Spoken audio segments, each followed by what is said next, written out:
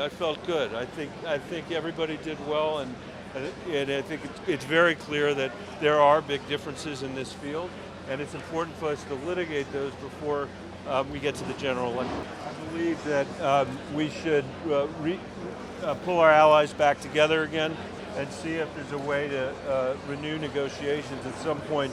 I think the conventional threat that Iran poses in the region, which is serious, will only become worse if it's backstopped with a nuclear weapon, and I think that's why Donald Trump should never, ever have blown up the Iran nuclear deal.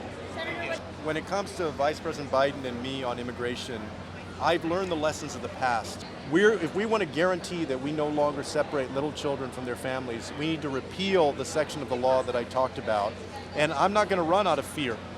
I'm going to be bold and fearless. I'm going to be just as bold in my common sense and compassion as Donald Trump is in his cruelty. And I challenge Vice President Biden to do the right thing when it comes to this law. I'm glad that Senator Harris, Senator Booker, and others agree with me. You know, Donald Trump is not a traditional candidate, and we can't beat him by doing the same old thing. We have to go and forge a new coalition of people. That's what I'm trying to do, and that's why I think we're going to win. I'm happy to say we're in great position because we already exceeded the donor threshold. You know, unfortunately, the American people sense that our government is decades behind in addressing the true challenges of the 21st century. And that's one reason why Donald Trump has done so well. That's one reason why I'm doing so well. I respect and admire people who've been in politics and public service for years or decades, but I think most Americans sense that we could use a different approach and a different perspective. But do you think Americans want to see you guys fighting each other like this?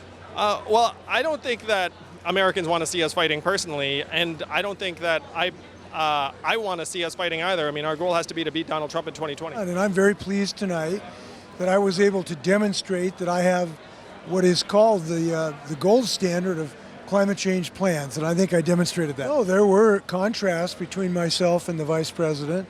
I think that his plan on climate change is too little, too late, and therefore too dangerous. Look, we have to get off coal in the next 10 years, and mine is the only plan of all the candidates that will do that. I'm committed to beating climate change. I'm shocked. I'm shocked that she would be proud of throwing people in jail for marijuana violations, for minor marijuana violations. And then when she was asked about, oh, have you ever smoked marijuana, she laughed. She refused to bring evidence, allow evidence to come forward that would take an innocent person off of death row. How can you be proud of that? She talks a lot about being a prosecutor president. This is not the kind of prosecutor that I would want leading our country. The fact that under her leadership, they kept people in prison longer than their terms of sentence, purely because they wanted cheap slave labor. Think about how terrible that is. It's absolutely unacceptable, and she needs to be held accountable for her record. Everybody went against Vice President Biden. It did feel at times as if he was a dead center of a stage of 10 candidates, and every other candidate on the stage was attacking him at some point. Unlike the debate in Miami, where the Vice President, I think, mistakenly assumed that people who have been longtime friends and allies wouldn't attack him in unreasonable ways. Tonight it was clear that when folks mischaracterize his record or misrepresent his values, he's going to push back and push back forcefully.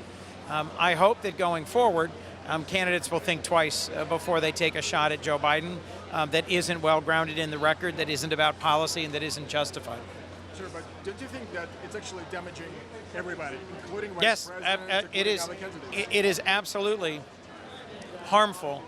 Every minute that is spent on stage attacking each other by Democratic candidates is a good minute for Donald Trump, and every minute that they all pull in the same direction is a good minute for those of us who want to replace Donald Trump. This was not a fight Joe Biden sought. This was not a fight Joe Biden wanted.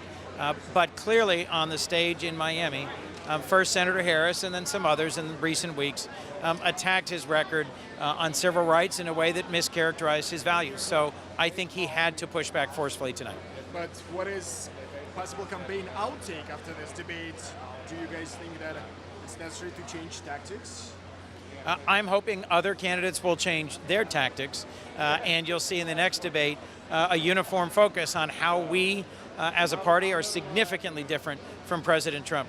instead of having debates about what was said or written 30 or 40 years ago about race relations or civil rights, I think we should be uniformly focusing on what our current president said or tweeted yesterday and how dramatically different that is from the values represented by literally every candidate on the stage tonight. Thank you very much. Question. Yeah. Nobody basically mentioned Russian meddling. It was only Cory Booker talking Yes. about Michigan. Yes. Why is that? It was a huge deal in Washington. Everybody was It is a huge deal in Washington. I can't speak to why particular candidates chose. There were lots and lots of topics addressed tonight. I do think Mitch McConnell directly blocking legislation to protect our next election is a big story. There's been some slighting reference to him as Moscow Mitch McConnell. The reality is we have not protected our next election. That should be the responsibility of all of us who serve in Congress. Thank you, sir.